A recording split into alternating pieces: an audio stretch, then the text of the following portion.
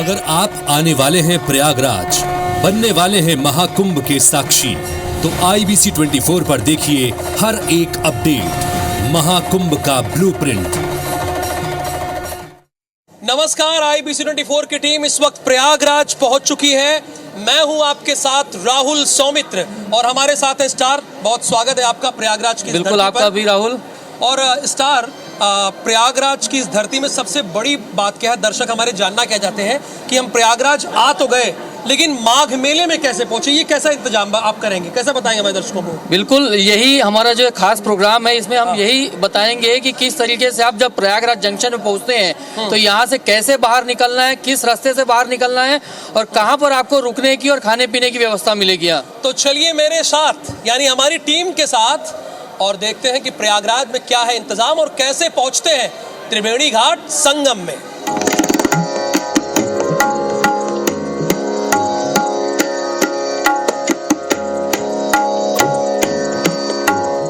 Star, मैं आपसे जानना ये चाहता हूं कि जैसे दो एंट्री एग्जिट और एंट्री पॉइंट है प्रयागराज में जी, तो किस तरफ अगर हम आते हैं प्रयागराज तो किस तरफ हमें निकलना पड़ेगा, सिविल लाइन साइड या सिटी साइड?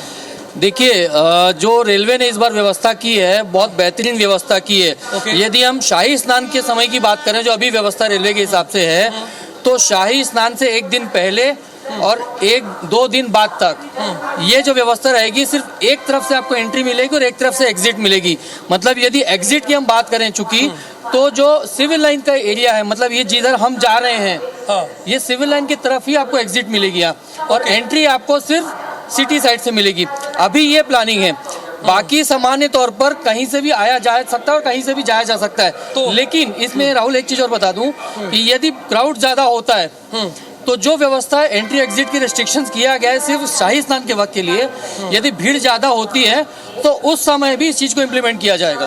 तो चलिए, स्टार बता रहे हैं कि सिविल लाइन साइड चलना पड़ेगा, तो हम लोग सिविल लाइन साइड चलते हैं। कैमरामैन अजय गुर्जर से कहूंगा कि चले हम लोग आगे बढ़ते हैं सिविल लाइन के साइड।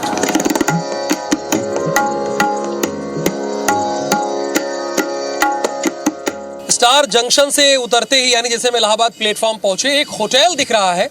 क्या हमें यहाँ रेट पता करना चाहिए, क्या रेट है? क्योंकि सबसे नजदीक तो यही सुविधा है। अब यदि आप स्टेशन से निकल रहे हैं, स्टेशन से प्लेटफॉर्म से लगा हुआ ये होटल है, तो यहाँ क्या रेट है और क्या सुविधा है, इसको पहले पता कर लिया जाए, क्योंकि यात्रियों के लिए ये सबसे आसानी होगी है। आइए चलते हैं, देखा जाए।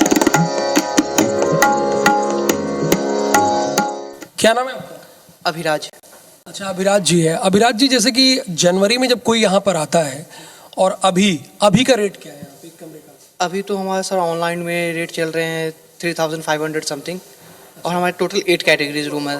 तो कैटेगरी पे जैसे लोअर कैटेगरी के हैं, उससे ऊपर तो सबसे लोअर कैटेगरी का कितना है? ये मैक्स कंफर्ट हमारा आता है सर। मैक्स कंफर्ट का वही आपको आ जाएंगे 3500 something with breakfast, double occupancy. तो स्टार, 3 से अगर 5000 है तो एक प्रकार से ठीक है, लेकिन जनवरी का रेट जरा पूछिए, जनवरी का क्या रेट है? क्योंकि कुंभ तो उसी समय शुरू होगा, 13 जनवरी से। हाँ, जनवरी से यदि जब कुंभ शुरू हो रहा है तो उस समय क्या स्थिति जाएगी आपके रेट की लगभग? उस समय तो सर ऑनलाइन में भी मेक माई ट्रिप पे सबसे चेक कर सकते, तो वहाँ पे ऑलरेडी टैरिफ हाई रहेगा। लगभग एक क्या टैरिफ जा रहा है अभी यदि दिखाएं तो? क्योंकि ऑनलाइन है तो अभी से दिखा रहा होगा, उस समय क्या टैरिफ जा रहा है? चेक करके आपको बता देते हैं। अप्रॉक्स आ जाएंगे सर आपको 14,000-15,000 समथिंग रहेंगे टैरिफ। 14,000 स्टार थोड़ा ज्यादा है मुझे। बिल्कुल कि 14,000 अगर आप एक दिन का रुकने को दे रहे हो 2 लोगों का, तो ये ज्यादा है। किसी और होटल चलते हैं शहर के। जी बिल्कुल, शहर में भी देखा जा सकता है, क्योंकि बजट होटल भी होंगे वहाँ पर, और वहाँ पर भी हालांकि मुझे लगता है कि जिस हिसाब से ये बता रहे कि अभी टैरिफ 3,500 है। हाँ, तो अभी तो उस समय सही है, 3,500 अगर अभी के लिहाज से है तो सही है, लेकिन 13 जनवरी के बाद से इनका रेट 15,000 हो जा रहा है, तो वो थोड़ा ज्यादा है, कॉस्टली है वो। आइए शहर चलते हैं।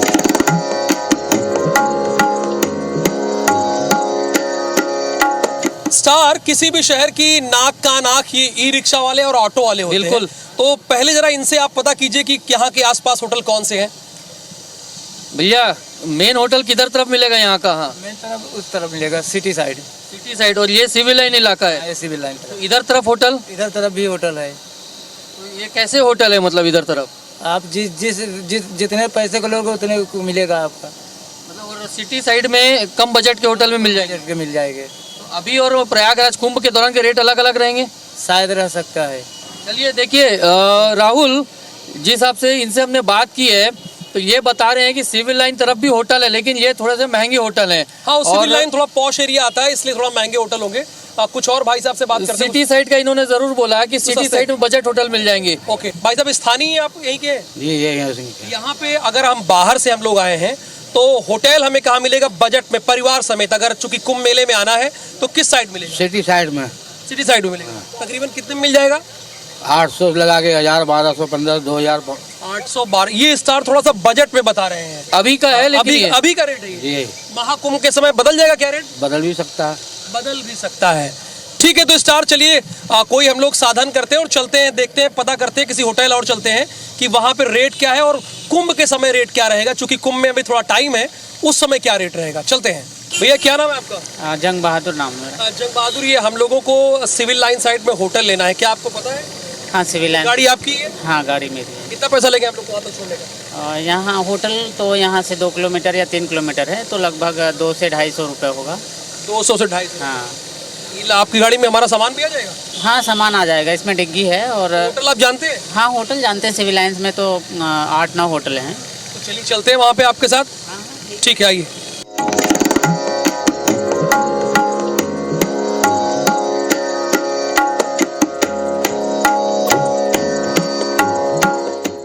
रेलवे स्टेशन से बढ़कर हम सिविल लाइन आ गए हैं और सिविल लाइन प्रयागराज का सबसे पॉश एरिया है। यहाँ पर एक होटल के मालिक हमको मिले हैं, अतुल राय जी मिले हैं।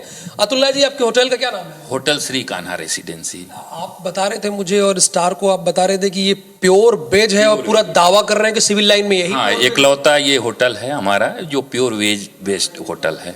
तो अभी क्या प्लानिंग है होटल के रेंट की बात करें तो अभी वर्तमान में क्या टैरिफ चल रहा है? अभी जो इस महीने को आप देखेंगे तो जो हमारा सामान्य जो रेट्स होते हैं वो 4500 प्लस जीएसटी सिंगल ऑक्यूपेंसी रहता है और 5000 प्लस जीएसटी डबल ऑक्यूपेंसी हम लोग चार्ज करते हैं। और आने वाले कुंभ में जो है इस रेट को आप जो है सिंगल ऑक्यूपेंसी में अगर हमारा होटल देखते हैं तो 8000 प्लस जीएसटी हम लोग चार्ज करेंगे, डबल में 10000 प्लस जीएसटी। ये हम लोग ऑफर रेट रखा है। अब थोड़ा मैं सब्जेक्ट से हट के बात कर रहा हूँ, क्योंकि आप होटल की चेन चला रहे हैं और ये चलाते हैं। अगर मैं बाहर से आया, फर्ज कीजिए कि मैं मध्य प्रदेश के भोपाल से आया, मैं स्नान करने आया हूँ कुंभ में और मुझे 2000 का होटल चाहिए 13 जनवरी के बाद, तो ये कहाँ संभव है, किस इलाके में संभव है? मैं चला जाऊं तो हमको 2000 का मिल जाए परिवार समेत? 2000 का तो मुझे पॉसिबिलिटी महाकुंभ में नहीं दिख रहा है, लेकिन अगर चौक एरिया में आप जाते हैं, चौक एरिया जो रामबाग साइड में है, तो पॉसिबल है कि वहाँ मिल जाए। लेकिन वो भी जो रेट्स उनका इस समय चल रहा है वो भी 7-8 हजार के लमसम वो भी रखे हुए हैं। छोटे होटल का? छोटे होटल्स। यदि परिवार के साथ किसी को कम बजट में रुकना है तो उसके पास क्या ऑप्शन हो सकता है फिर? परिवार के साथ अगर है तो वो फिर मेला एरिया में ही उनको देखना पड़ेगा। मेला एरिया में जो टेंट कॉटेज गवर्नमेंट की तरफ से या प्राइवेट बना रहे हैं तो वहाँ ऑप्शन उनको मिलेगा। और दूसरी इलाका जहाँ पे सस्ते होटल मिल जाए? सस्ते फिर आपको जो है बैरहाना जो नियर टू कुंभ एरिया है, बैरहाना हो गया आपको वहाँ पे, और अल्लाहपुर, ये सब एरिया में आपको होटल्स मिल जाएंगे। ये वो इलाके हैं जहाँ पे आपको थोड़े सस्ते होटल भी मिल सकते हैं। हालांकि ये कुंभ के दौरान 10,000 इसका रेट हो जाएगा।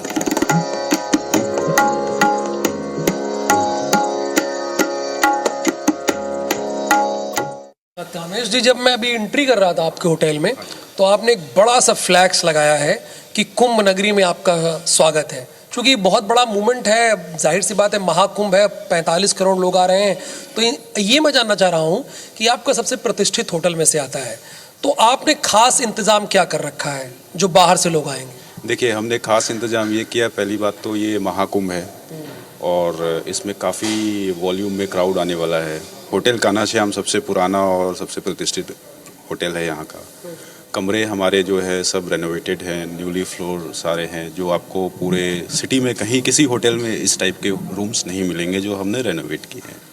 जैसे ही आप एंट्री करेंगे आपको फ्लैक्स मिलेगा, welcoming to hotel Kanha Shyam, और होटल का और शहर में वेलकम करने के लिए। रूम्स हैं हमारे बेदिंग डेट्स के लिए जो बुक कर रखे हैं हमने, और डेट्स में भी हैं, काफ़ी बुक हो गए हैं रूम। पहली बेदिंग कब तक के डेट के बुक हो गए? पहला शाही स्नान का तो पूरा कम्प्लीटली फुली पैक्ड है अभी इस समय हम।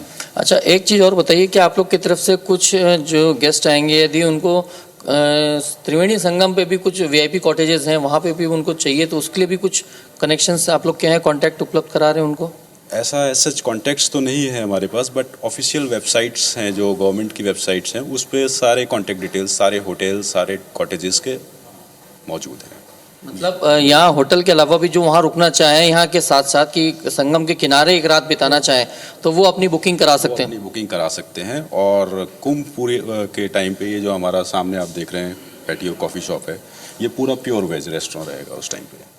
मिनिमम चार्ज क्या रखा है? मिनिमम चार्ज हमारा स्टार्टिंग है 19,000 प्लस टैक्सेस से। 19,000 एक दिन का? एक दिन का, एक रात का। मतलब शाही स्नान में आएगा कम से कम 3 दिन रुकना ही पड़ेगा? 2 दिन पहले आना पड़ेगा उसको और 1 दिन बाद जाना पड़ेगा। देखिए, एक ट्रैफिक बहुत बड़ा प्रॉब्लम है और उसके हिसाब से सब प्लानिंग की जा रही है राहुल।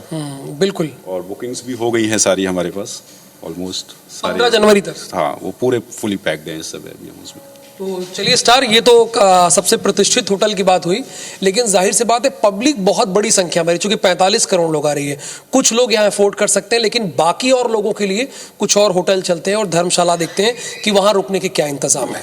तो इनसे जानते हैं। देखिए, अभी तक हम लोग हाई फाई होटल में गए, अब मिडिल और लोअर रेंज में जाते हैं, जानते हैं यहाँ का रेट क्या है। आपका नाम क्या है भाई साहब? शुभ नाम क्या है? हीरा लाल यादव मेरा नाम। हीरा लाल यादव जी केयर टेकर है यहाँ पे? नहीं सर, हाँ असिस्टेंट मैनेजर हैं। अच्छा, असिस्टेंट मैनेजर है। अच्छा, मान लीजिए जनवरी से हमें एक कमरा चाहिए और कुंभ में हम घूमने के लिए आए हैं। कमरा दे देंगे भाई, एक कमरे की आपको आवश्यकता होगी तो एक कमरा बहुत, और आप विशेष करके इस पर्पज से आएंगे तो आपका अलग से होगा ही। तो कितना लगेगा उसका चार्ज वगैरह? आइए लगा देंगे, जो रेगुलर रेट होगा लगा देंगे। अच्छा, वैसे सामान्य तौर पर क्या रेट है यहाँ पर आपके यहाँ? 850 रुपये है एक कमरे का? हाँ जी। अच्छा, और कितने टाइप के कमरे हैं आपके यहाँ? सब इस समय तो सामान टाइप के हैं, 2 बेड हैं, 3 बेड है, और ये कमरा 6 बेड का है, 4 बेड का है। अजय को कहूँगा, हमारे कैमरामैन को, ये रूम दिखाए। देखिए, ये स्टेशन से एकदम नज़दीक है, इतना नज़दीक है पैदल आ सकते हैं। 6 बेड का है और इसका किराया सामान्य तौर पर 1500 रुपया है, जो कि बहुत कम लग रहा है, क्योंकि 1500 रुपये में अगर इस तरह की व्यवस्था है और वो भी महाकुंभ के दौरान, तो ये तो बहुत बजट में है स्टार। यदि हम जैसे देखा जाए कि कुंभ के दौरान रेट्स बढ़ जाते हैं, तो 1500 के हिसाब से यदि हम 3 गुना भी कर दें, तो 4500 रुपया में 6 बेड का रूम मिलेगा। हाँ, आराम से। तो ये बेहतर व्यवस्था है जी, मुझे लगता है।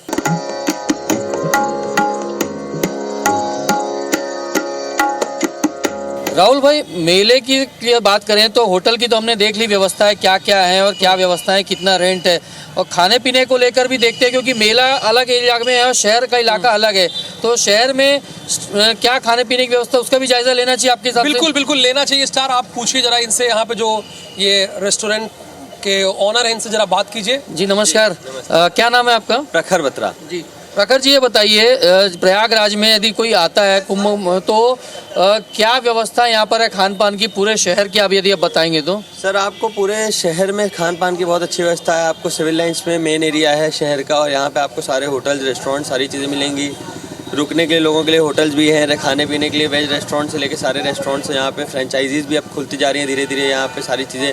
कॉफ़ी शॉप्स भी हैं, इंसान अपना टाइम पास वहाँ पे भी कर सकता है। स्नैक्स, स्ट्रीट फूड की व्यवस्था कैसी? फूड की भी व्यवस्था अच्छी है यहाँ पे। नाइट मार्केट है कंपनी गार्डन के पास जी। तो शहर में तकरीबन अगर कोई खाना खाना चाहे स्नान करने के बाद, तो वो किन किन एरिया में जा सकता है? मेन तो सर सिविल लाइंस में तो 90% पब्लिक, जितनी भी VIP पब्लिक है वो यहाँ पे आती है। उसके बाद कुंभ में भी बहुत अच्छी, इस समय मेले में भी बहुत अच्छी व्यवस्था है खाने पीने की। सारे रेस्टोरेंट्स अच्छे इस समय वहाँ पे भी छोटे छोटे खुलते जा रहे हैं, और मेले से आप अच्छा खाना पीना खाना हो तो मेन तो सिविल लाइंस है या कटरा, मेन सिविल लाइंस। तो राहुल, मतलब यहाँ का तो हमने समझ लिया कि शहर की क्या स्थिति है, और बस स्टैंड भी एक बार देख लेते हैं। बिल्कुल, चूंकि स्टार ये है कि जो बस से आएंगे वो कैसे आगे तक जाएंगे, ये हम अपने दर्शकों को बताएंगे। तो चलिए बस स्टैंड चलते हैं जी।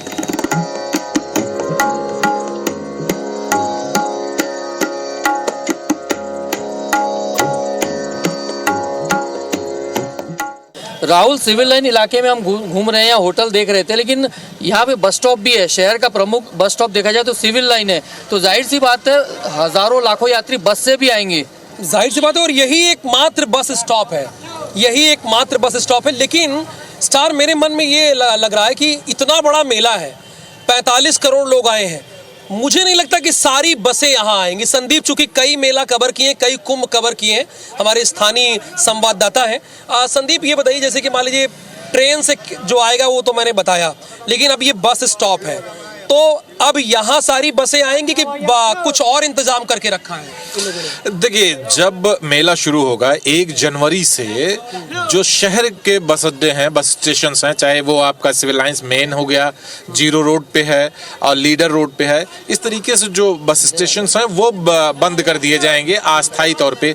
और अस्थायी तौर पे शहर के बाहर जो है वो बस अड्डे बनाए जाएंगे। जैसे आपका चारों कोने में बस अड्डे होंगे जी, जैसे अगर कानपुर की तरफ से आ रहे हैं आप, तो कानपुर रोड जो सुलेमसराय का एरिया है वहाँ पर एक बस स्टेशन बनाया जाएगा।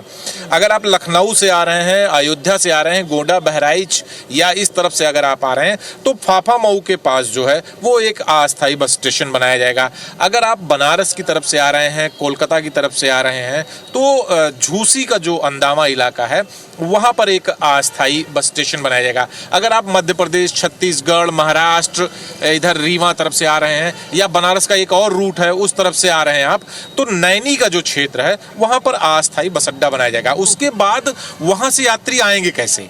वहाँ से यात्री शटल बस चलेगी गवर्नमेंट की, जो कि इलेक्ट्रॉनिक भी चलेगी। हाँ, इलेक्ट्रॉनिक ही शटल बस उसका नाम दिया गया। वो उसका काम होगा कि उन स्थानों से जो अस्थायी तौर के बस अड्डे बनाए जाएंगे वहां से उनको वो लेकर और शहर में, मेला क्षेत्र में या फिर सिविल लाइंस में या फ्री ऑफ कॉस्ट रहेगा। हाँ, वो फ्री ऑफ कॉस्ट रहेगा फिलहाल उसका। उसके बाद तमाम ई रिक्शाज हैं और रिक्शे हैं, ऑटो है, इन सारी चीज़ों की सुविधाएं आप वहाँ से यात्रियों को मिलेगी। वो अंदर आ सकते हैं, मेला क्षेत्र में आ सकते हैं। ये ट्रैफिक की व्यवस्था हर बार की जाती है और इस बार तो विशेष ध्यान दिया जा रहा है, क्योंकि दिव्य कुंभ, भव्य कुंभ है, तो सुरक्षित कुंभ का भी जो परिकल्पना है उसको देखते हुए सारी व्यवस्थाएं की जा रही हैं। ये तो पूरा अलग से समझाना होगा, समझना होगा कि किस तरीके से जो अपने निजी वाहन से आते हैं उनके लिए क्या व्यवस्था की गई है। राहुल, ये उनके लिए संदीप बताएंगे। और एक चीज, दूसरी बात, संदीप, ये हम आपसे ये भी जानेंगे कि हमारे दर्शकों को ये भी बताइए, चूंकि आप स्थानीय संवाददाता हैं हमारे, अगर मान लीजिए कुछ हो गया किसी को, ईश्वर करे ऐसा ना हो, क्योंकि कहते हैं कि देवता भी यहाँ पर आते हैं कुंभ में, तो वो कैसे नजदीकी हॉस्पिटल जाए, उनको कैसे मैनेज करे, इससे आगे हम आपसे जानकारी लेंगे।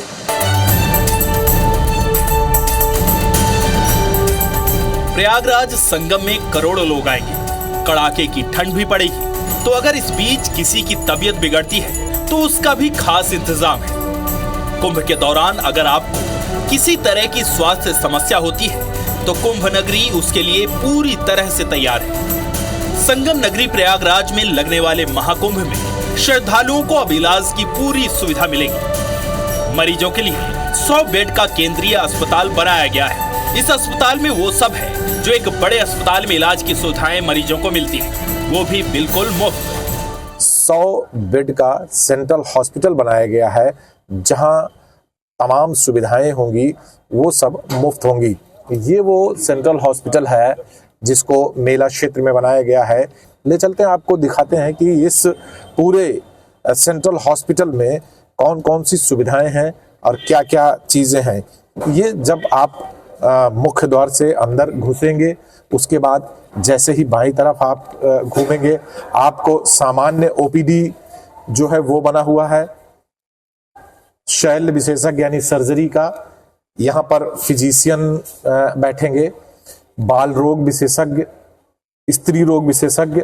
ये जो गलियारा है ये तमाम डॉक्टरों के बैठने का है, चाहे वो किसी भी डिपार्टमेंट, नाक कान गला हो, अस्थि रोग हो, त्वचा रोग हो, किसी भी प्रकार की कोई भी बीमारी हो, अगर आप कुंभ मेला क्षेत्र में उससे पीड़ित होते हैं तो यहाँ पर आकर आप मुफ्त में दवाई ले सकते हैं, डॉक्टरों की सलाह ले सकते हैं।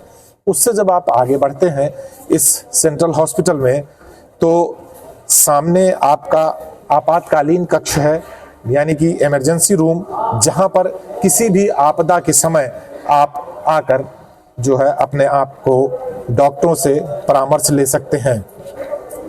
इमरजेंसी में भी भर्ती करने की सुविधा है और तमाम वो सारी चीज़ें जो एक सेंट्रलाइज हॉस्पिटल में होती है, वो सारी चीज़ें आपको मेला क्षेत्र के इस सेंट्रल हॉस्पिटल में देखने को मिलेगा। वहीं ठीक उसके बगल आपको आरोग्य परम धनम, यानी कि सेंट्रल पैथोलॉजी भी है, जहां पर तमाम वो सुविधाएं 50 से ज़्यादा जो है जांचें यहाँ पर हो सकती हैं। तमाम जो चीज़ें हैं आपको हम दिखाएंगे कि यहाँ का जो आईसीयू है, ऑपरेशन कक्ष है, वो भी यहाँ पर है कि मतलब आप अगर किसी तरह की कोई सर्जरी करवानी हो, अगर माइनर सर्जरी करानी है तो आप माइनर ऑपरेशन थिएटर है बनकर तैयार है। वहीं मेजर ऑपरेशन अगर किसी चीज को करना पड़ गया, अचानक से इस तरीके की कोई आवश्यकता पड़ गई मेजर ऑपरेशन का, उसके लिए भी यहाँ पर मेजर ऑपरेशन थिएटर बनकर तैयार है। और ये है वो गहन चिकित्सा इकाई यानी कि इंटेंसिव यूनिट केयर आईसीयू, जहां पर 10 बेड बनाए गए हैं और उन 10 बेडों पर क्रिटिकल जो पेशेंट्स आएंगे मेला क्षेत्र के, उनको यहाँ पर भर्ती कराया गया है। इस हॉस्पिटल के साथ साथ बाहर जो सरकारी अस्पताल हैं उनमें भी तमाम वो सुविधाएं प्रदान की गई हैं जिससे किसी भी मरीज को किसी प्रकार की कोई असुविधा न होने पाए। इस केंद्रीय हॉस्पिटल की खास बात यह है कि यहाँ 10 बेड का अलग से आईसीयू वार्ड बनाया गया है। यहाँ 40 बेड का वार्ड महिलाओं के लिए है, 45 बेड का वार्ड पुरुषों के लिए और 5 बेड का वार्ड बच्चों के लिए उपलब्ध है। एक जो सबसे खास बात है कि इस कुंभ में कोई भी मरीज देश विदेश से इस हॉस्पिटल में भर्ती होता है तो उसकी भाषा समझने के लिए वॉइस चेंजर लगा होगा, जो उनकी भाषा को बदलकर हिंदी और अंग्रेजी में ट्रांसलेट करेगा, जिससे डॉक्टर को समझने में आसानी होगी। ये हम लोग का 100 बेड का हॉस्पिटल बना हुआ है, जिसमें कि सबसे पहले हमारे ओपीडी की सुविधाएं हैं, जिसमें 6 तरह के स्पेशलिस्ट हैं, उनकी तैनाती कर दी गई है। ओटी बनी हुई है जिसमें लगभग सभी तरह के ऑपरेशन की सुविधा की गई है। इस हॉस्पिटल में सारी सुविधाएं मुफ्त है। 50 तरह की जांच भी इसमें, जो हमारी लैब है 50 तरह की जांचें वो भी मुफ्त में की जाएगी। सारे सुविधाएं मुफ्त में है। इस हॉस्पिटल में छोटे बड़े ऑपरेशन भी किए जा सकते हैं।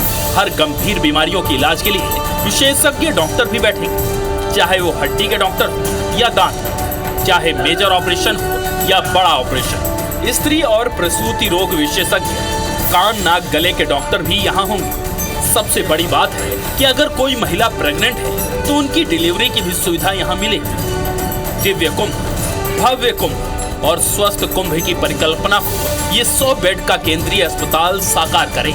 देखिए स्टार, जहां पर बहुत महंगे महंगे होटल दिखे वहां पे हमें कुछ ऐसी भी व्यवस्था दिखी जो 1000 के अंदर हो जा रही है। इस लॉज में आपको क्या जानकारी मिली?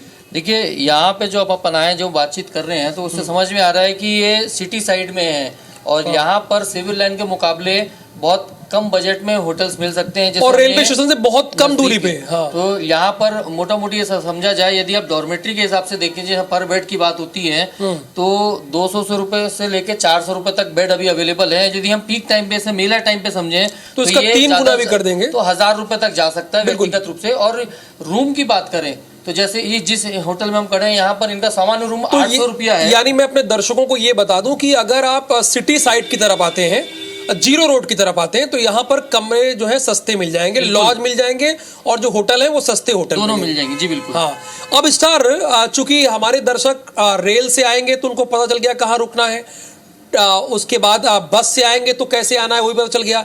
लेकिन स्टार, मान लो अगर कोई अपने साधन से आ रहा है, अपनी कार से आ रहा है, तो वो कहाँ पार्क करेगा अपनी कार, कैसे शहर के अंदर आएगा, ये हमारे संवाददाता संदीप कुमार तिवारी आपको बताएंगे। अगर आप दिव्य कुंभ भव्य कुंभ में श्रद्धालु बनकर आ रहे हैं, स्नान करने आ रहे हैं, घूमने आ रहे हैं, तो मैं बता रहा हूं आपको कि अगर आप अपनी गाड़ी से आ रहे हैं तो आपको पार्किंग कहां मिलेगी, आप शहर में या फिर कुंभ क्षेत्र में कहां से प्रवेश करेंगे।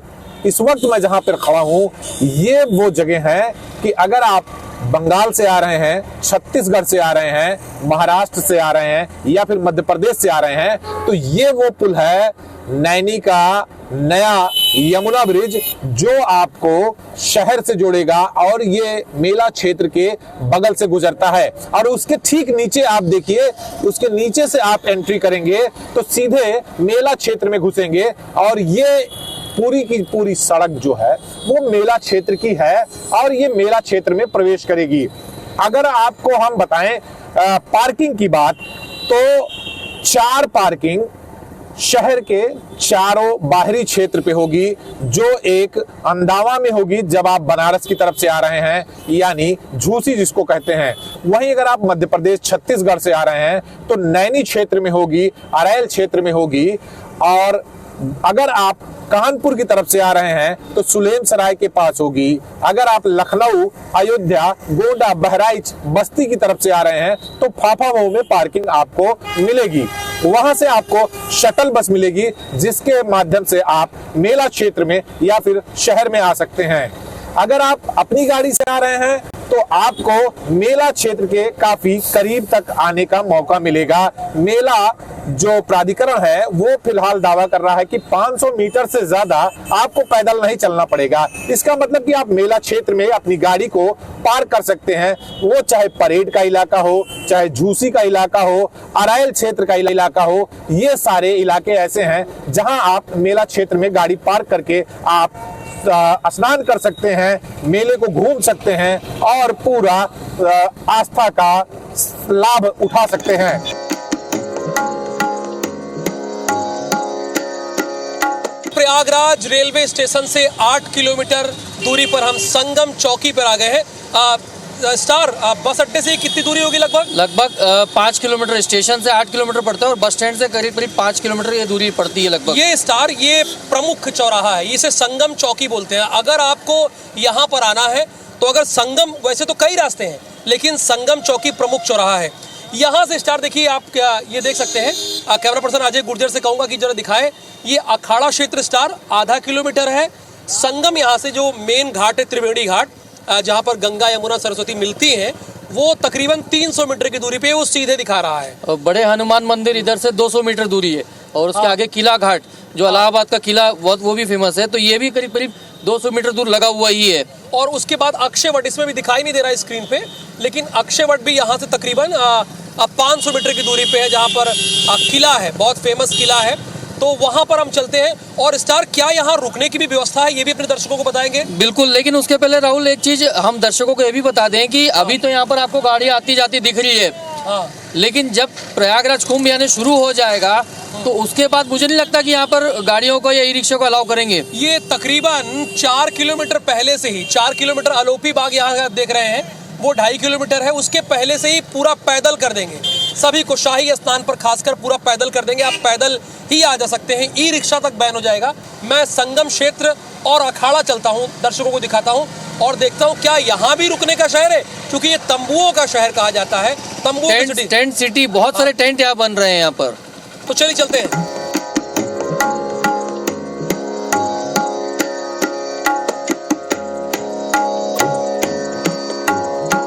स्टार, इस वक्त IBC 24 की टीम यानी हम और आप पहुंच चुके हैं मेला विकास प्राधिकरण यानी प्रयागराज मेला विकास प्राधिकरण। जैसे एक शहर का विकास प्राधिकरण होता है, उसकी जिम्मेदारी होती है शहर को बसाना, जो नया निर्माण हो रहा है उसकी जिम्मेदारी को पूरा करना। तो आप मुझे बताइए कि यहाँ पर क्या क्या हो सकता है, क्या क्या इंतजाम है, ये आप हमारे दर्शकों को बताइए जैसे वो यहाँ आए। तो मुझे लगता है कि प्राधिकरण जब बनाया गया है, मतलब मेले को लेकर एक विशेष गठन किया गया है, क्या क्या तैयारियां होनी है वो यहाँ से एक एक चीज यहीं से मॉनिटर हो रहा है। यहाँ तक कि जो टेंट बनाए जा रहे हैं, मुझे लगता है उनका अलॉटमेंट भी यहीं से होगा। हाँ, यहीं से होगा। जो खासकर जो अखाड़े के टेंट हैं या दूसरे टेंट हैं, वो यहीं से अलॉटमेंट होगा। और क्या इस बार ये भी व्यवस्था है कि नए लोगों को भी यहाँ पर टेंट आवंटित हो सके? देखिए, ये अंदर जाके अपन पता करते हैं, लेकिन क्या स्थिति अंदर चल के पता करते हैं अपन। चलिए आइए।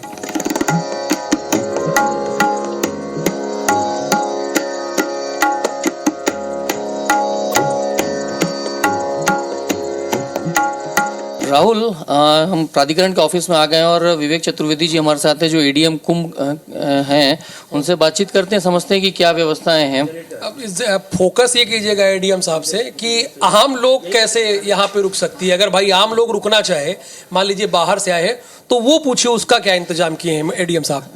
विवेक जी नमस्कार। यदि कोई आम पब्लिक आता है बाहर से तो मेला प्राधिकरण में वो रुकना चाहता है टेंट में, तो क्या व्यवस्थाएं हैं, थोड़ा बताएंगे? हम लोगों ने इस बार 25,000 बेड्स बनाए हैं पब्लिक एकोमोडेशन के। हर सेक्टर में लगभग 1,000 बेड्स हैं। वो कोई भी आदमी वहाँ आ सकता है, वहाँ हर चीज़ फैसिलिटी अवेलेबल है। कंबल भी हम लोग दे रहे हैं, टॉयलेट बाथरूम नहाने के लिए भी बाथरूम है, टॉयलेट्स हैं और फर्स्ट क्लास वहाँ रुकने के लिए उसको बेड्स है, कंबल दे ही रहे हैं। तो कोई भी आदमी आकर के उस पब्लिक एकोमोडेशन को यूज करके वहाँ रुक सकता है, स्नान आदि करके फिर अपने गंतव्य को जा सकता है। विवेक जी, एक मेरा प्रश्न ये है आपसे कि उसका आपने कुछ निर्धारित किया है कि कितना देना होगा, शुल्क है या निःशुल्क है? नहीं, उसमें शुल्क हम लोग बहुत नॉमिनल शुल्क रखते हैं उसमें शुरुआत के दिन में, लेकिन पीक डेज पे वो निःशुल्क रहता है जी। पीक डेज मतलब शाही स्नान के? हाँ, जो हमारे प्रमुख स्नान हैं उन पर वो निःशुल्क रहता है, बाकी दिनों में उसमें बहुत मिनिमल शुल्क रखते हैं। मान लीजिए मैं मध्य प्रदेश से आया हूँ, फर्ज कीजिए तो मध्य प्रदेश से आया हूँ और जो 25,000 जो आपके बेड्स हैं आप बता रहे हैं, बहुत ही काबिल तारीफ आपने इंतजाम किया है, तो मैं कैसे वहाँ तक पहुँचूँ, वहाँ तक जाऊँ? मेला प्राधिकरण के ऑफिस आऊँ या किसी वेबसाइट पर कैसे जाऊँ मैं? वो सीधे वहाँ पर पब्लिक एकोमोडेशन में जा सकते हैं, हमारे गूगल नेविगेशन पे भी है, जगह जगह हम लोगों ने उसके साइनेजेस पुट करना शुरू कर दिए हैं, तो कहीं पर भी वो पूछ करके पब्लिक एकोमोडेशन में जा सकता है सीधे, उसको मेला प्राधिकरण आने की कोई जरूरत नहीं, सीधे वहाँ पर जाएंगे। वो किस सेक्टर में है? हर सेक्टर में है। अच्छा। एक नंबर 2 नंबर 3 नंबर 4 नंबर हर सेक्टर में है लगभग। अगर बहुत होगा तो 11 या बहुत जो रिमोट सेक्टर है उसमें नहीं है, बाकी हर सेक्टर में एक है और 25,000 बेड्स दिए हैं। तो उसकी परिचय की जरूरत नहीं है, सीधे जाइए और तुरंत बुक करा लीजिए। कोई परिचय नहीं, उसको स्वयं का अपना परिचय बस लेना है, एक आधार कार्ड उसको देना है अपना, और बस और कुछ नहीं देना है। मोबाइल आधार कार्ड, फोटो वगैरह कुछ नहीं? आधार कार्ड में फोटो रहेगी, उसकी पहचान चाहिए बस कि कौन है, लेजिटिमेट आदमी है, बाकी किसी का कोई परिचय और कोई जरूरत नहीं हो जी। तो ये बुकिंग भी यहाँ आने की जरूरत नहीं, डायरेक्ट वहीं से स्पॉट बुकिंग हो जाएगी उसकी? बिल्कुल, वो वहाँ जाएगा पब्लिक एकोमोडेशन में, अपना वहाँ पर हमारे आदमी लगे हुए हैं और डिजिटल मोड का पेमेंट का वहाँ जो शुल्क है, बहुत नॉमिनल शुल्क है, वो दें वहाँ पर और आराम से वहीं पर ही जाएं, उसको और कहीं नहीं आने जाने की जरूरत है, सीधे वहाँ जाके बुकिंग करा सकते हैं अपने। एक चीज़ और जानना चाहूँगा राहुल मैं विवेक जी से, एक बार में कितने दिन के लिए उसको अलाउ किया जाएगा? अभी तो हम लोग उसको 2 दिन के लिए अलाउ कर रहे हैं, फिर इसके बाद आगे अगर कोई पॉलिसी बनती तो देखेंगे। चलिए, ये कॉमन पब्लिक के लिए रूम की व्यवस्था हो गई कि रुकने की, यदि टेंट जो सिटी बन रही है, टेंट का अलॉटमेंट की प्रक्रिया क्या है वो भी जान सकते हैं? अब वो ठीक है, वो तो चल रही है, अभी हमने दिखाया भी, हम तो सिर्फ आम पब्लिक पर फोकस करेंगे, वो साधु संतों का जो होगा उसका क्या प्रोसेस है इस बार? ये टेंट सिटी बन रही है पीपीपी मोड पर, उसकी वेबसाइट है, वेबसाइट पे जाके वो अपनी बुकिंग करा सकता है कोई भी। ओके, उसकी बुकिंग करा सकते हैं। अच्छा सर, एक चीज़ और जानना चाहेंगे, यदि कॉमन मैन कोई आता है, आम पब्लिक आती है परिवार के साथ, तो वो भी अपना टेंट बुक करा सकते हैं क्या? उनके लिए भी टेंट की व्यवस्था है कुछ? नहीं, टेंट सिटी में ही बुक करा सकते हैं और कहीं नहीं। बाकी तो वो अगर कोई कल्पवासी है, उनके कोई रिलेटिव या कोई साधु महात्मा यहाँ रहते हैं तो वहाँ रुकेंगे, अदरवाइज वो जनरल यहाँ स्नान करने के आए हैं, एक दिन रुकना चाहते हैं तो उसके लिए पब्लिक एकोमोडेशन है उनके लिए अवेलेबल है। बहुत धन्यवाद हमसे बातचीत करने के लिए। Thank you. स्टार, यानी एक चीज तो हमें पता चली कि 25,000 लोगों की रुकने की व्यवस्था टेंट सिटी के अंदर यानी संगम परिक्षेत्र के अंदर की गई है, ये एडीएम मेला अधिकारी ने खुद बताया है। एक और जानकारी जिन्होंने दी, आप गौर किए होंगे, तो इसके लिए आपको भटकने की जरूरत नहीं है या प्राधिकरण के ऑफिस आने की जरूरत नहीं है, वहीं जाइए, एकमात्र आईडी अपना आधार कार्ड दिखाइए और वहाँ पर आपको बुक मिल जाएगा, आपको रहने की व्यवस्था मिल जाएगी। स्टार, ये भी है जहाँ 45 करोड़ लोग आ रहे हैं वहाँ 25,000 की व्यवस्था की गई है। अब ये कितनी काफ़ी है और नाकाफ़ी है ये तो आने वाला वक्त बताएगा। फिलहाल हम आगे बढ़ते हैं और देखते हैं यहाँ पर क्या व्यवस्थाएं हैं।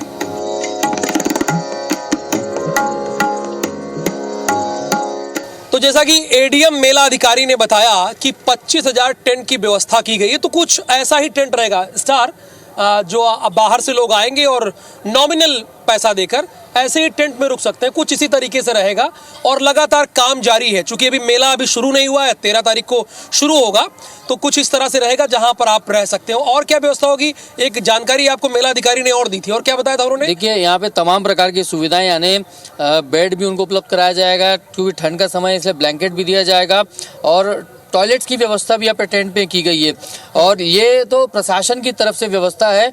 इसी तरीके से राहुल, पूरे मेला परिक्षेत्र में आप देखेंगे तो प्राइवेट टेंट भी बनाए गए हैं बहुत सारे, और प्राइवेट तरीके से रुकने की व्यवस्था भी वहाँ पर की गई है। जैसे जो स्थानीय पंडे होते हैं वो अपने टेंट में भी रुकाते हैं, ये आप कह रहे हैं कि स्थानीय लोग जो हैं आमतौर पे जब पंडे ही अपने यहाँ अलॉट करते तो उनके यहाँ भी रुकने की यानी व्यवस्था है, अगर आपका उनका संपर्क हो तो रुक सकते हैं। दूसरी बात स्टार, एक बात और अपर मेला अधिकारी ने बताई थी, उन्होंने कहा था कि अगर शाही स्नान होगा तो फीस नहीं देना होगा, शुल्क नहीं देना होगा।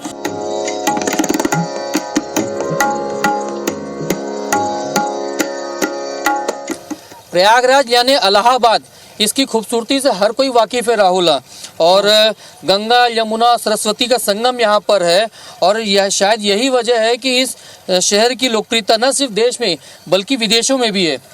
अब बिल्कुल स्टार, लेकिन आपने एक नाम लिया इलाहाबाद। अब वो गुजरे जमाने की बात हो गई है, अब ये तीर्थों का राजा प्रयागराज शहर है। लेकिन एक स्टार बात ये है कि आप संगम नगरी आते हैं तो संगम परिक्षेत्र में क्या क्या ये तो घूमेंगे ही, लेकिन प्रयागराज जनपद में, चूंकि ये तो अलग जिला हो गया भाई, ये महाकुंभ नगर है, लेकिन प्रयागराज में और क्या घूमने की जगह हैं वो आपके जरिए हमारे दर्शक जानना चाहेंगे। तो वहां आप हमारे दर्शकों को लेके चलिए।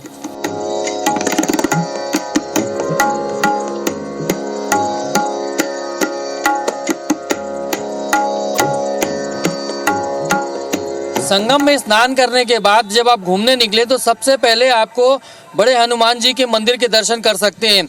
ये त्रिवेणी संगम के एकदम नज़दीक पर ही बना हुआ है और यहाँ की ख्याति न सिर्फ भारत में बल्कि पूरे विदेशों में भी है। यहाँ पर हनुमान जी लेटी हुई अवस्था में विराजमान हैं। संगम में स्नान के बाद यहाँ दर्शन जरूर करना चाहिए। इसके अलावा अगर आपको आध्यात्मिक जगहों को विजिट करना है तो आप मनकामनेश्वर मंदिर, नागवासुकी मंदिर जो दारागंज में है, हनुमत निकेतन मंदिर जो सिविल लाइन में है, सजावन महादेव मंदिर के भी दर्शन आप कर सकते हैं। यहाँ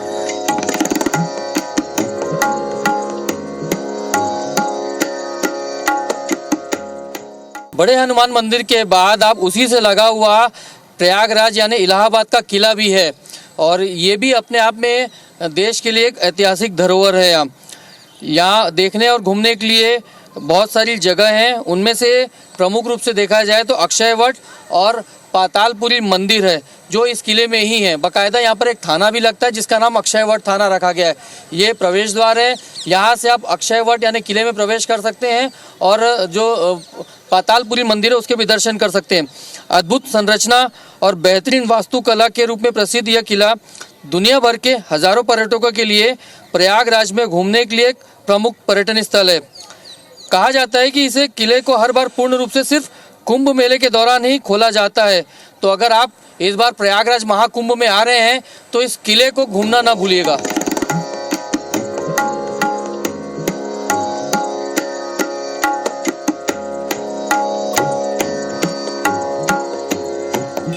प्रयागराज शहर में हम घूमने के स्थानों की बात कर रहे हैं तो उसमें एक ऐतिहासिक धरोहर है ये आनंद भवन।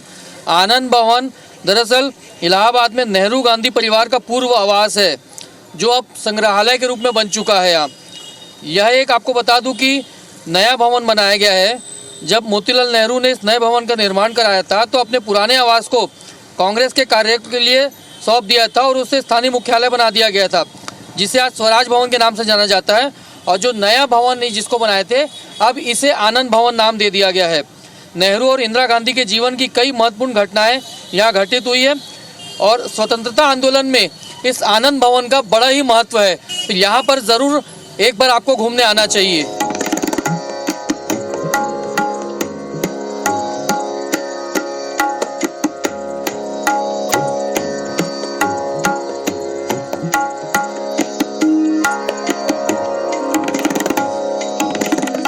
आध्यात्मिक नगरी में खगोल शास्त्र से जुड़े हुए रहस्यों को जानने के लिए प्लानिटोरियम भी बनाया गया जिसे भी घूमने आया जा सकता है।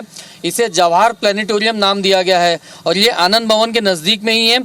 यहाँ पर विज्ञान और इतिहास का सही संगम आपको देखने को मिलेगा। इसके अलावा यहाँ पर सौर मंडल और अंतरिक्ष से जुड़े कई शो भी आयोजित किए जाते हैं जो रोज़ाना भी होते हैं और कई यहाँ शो हैं, वीकली शो भी है। इसके अलावा यहाँ पर डिजिटल त्रिआयामी आकाशीय कार्यक्रम भी आयोजित किया जाता है यानी 3D डिजिटल प्रोग्राम भी रखे जाते हैं। और कुल मिलाकर ये है कि ये एक विज्ञान की दिशा में एक बड़ा प्रयोग है और यहाँ पर भी लोग घूमने आ सकते हैं। आप घूमने आ सकते हैं यहाँ पर और इसके जो खगोल से जुड़े हुए रहस्य हैं, कई प्रकार के रहस्य यहाँ पर आपको देखने को जानने को मिलेंगे। यहाँ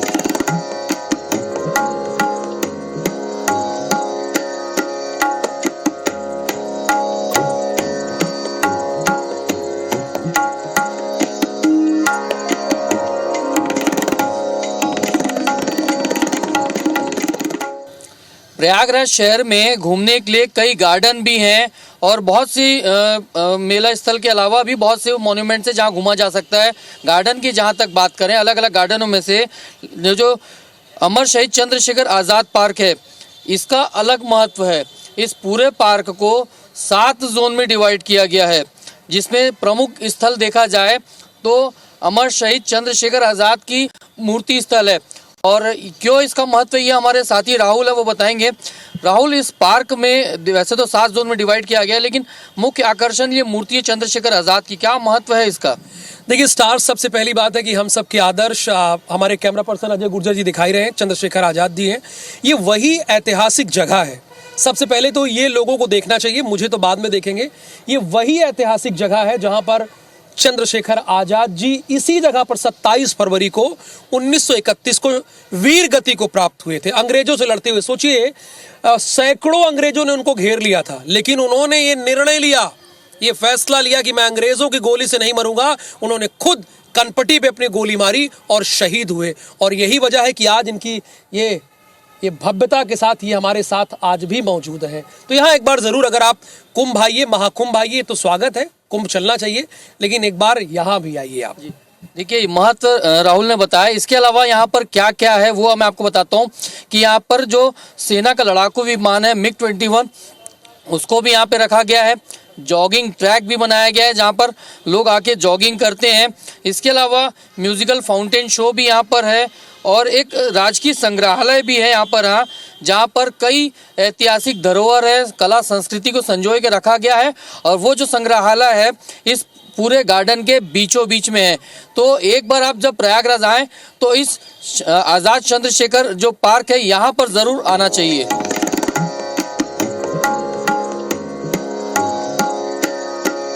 प्रयागराज के अलावा उत्तर प्रदेश के बनारस, अयोध्या और मथुरा, ये वो शहर है जिन्हें तीर्थयात्रियों का दूसरा घर कहा जाता है। ये वो शहर हैं जहाँ से पवित्र नदियाँ तो बहती हैं। कई ऋषि मुनियों ने और धर्म गुरुओं ने यहाँ पर ध्यान किया है और मोक्ष को प्राप्त किया है। इन शहरों का उल्लेख रामायण और महाभारत में भी किया गया है। यही वजह है कि इन शहरों को दुनिया भर में हिंदुओं के प्रमुख स्थलों में गिना जाता है।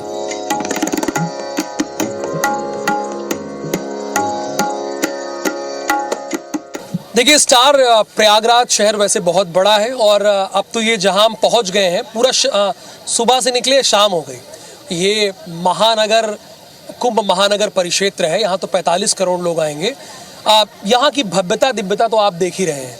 तो अब हम अभी कहाँ पहुँच गए, ये अपने दर्शकों को जरा हम आपके जरिए बताना चाहते हैं। अभी कहाँ पहुँच गए, आखिरी गंतव्य तक कहाँ पहुंचे? देखिए, ये त्रिवेणी संगम है और प्रयागराज जो शहर आता है वो आता इसीलिए कि त्रिवेणी संगम में आए और यहाँ पर आस्था की डुबकी लगाए अपनी, इसीलिए वो प्रयागराज आता है और इसीलिए प्रयागराज मुख्य रूप से जाना भी जाता है। देखिए, गंगा का क्षेत्र तो बहुत बड़ा है और 4000 हेक्टेयर में स्टार फैला भी हुआ है, लेकिन हम अपने दर्शकों को बताना चाहते हैं, जब आप संगम चौकी है, संगम चौकी से आगे बढ़ेंगे, उसके बाद बड़े हनुमान मंदिर आएंगे और फिर उसके बाद आगे बढ़ेंगे तो अक्षयवट थाना आएगा।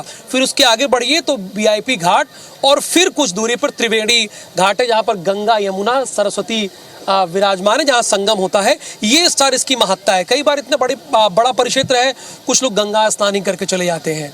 तो इसके लिए क्या खास इंतजाम किया गया, क्या आपने देखा, कैसे जा सकते हैं त्रिवेणी घाट पर? त्रिवेणी घाट पे तो ठीक हमारे पीछे जारी है। हाँ। इसके अलावा आपको बता दूं कि अलग अलग जगह से डाइवर्शन किया गया है ताकि पानी का बहाव है, गंगा का बहाव है, वो उस तरफ भी जाए और वहां पर भी संगम मिल जाए तो लोग वहां तब भी डुबकी लगा सके। मतलब सब तरफ व्यवस्था की गई है, क्योंकि संगम एक है लेकिन एक संगम को एक पॉइंट नहीं है, बड़ा एरिया है। गंगा नदी भी बहुत बड़ी है, यमुना नदी भी बहुत बड़ी है, तो पूरे फ्लोटिंग जेट्टी से आगे तक बनाया गया है ताकि ज्यादा से ज्यादा लोग संगम स्थल पर जाकर डुबकी लगा सकें। हाँ, और यही महत्ता है, ये भी मान्यता है स्टार कि जब कुंभ ये क्यों होता है तो आप जान ही रहे हैं, अमृत मंथन हुआ था तो इसी जगह पर अमृत की कुछ बूंदें गिरी थी।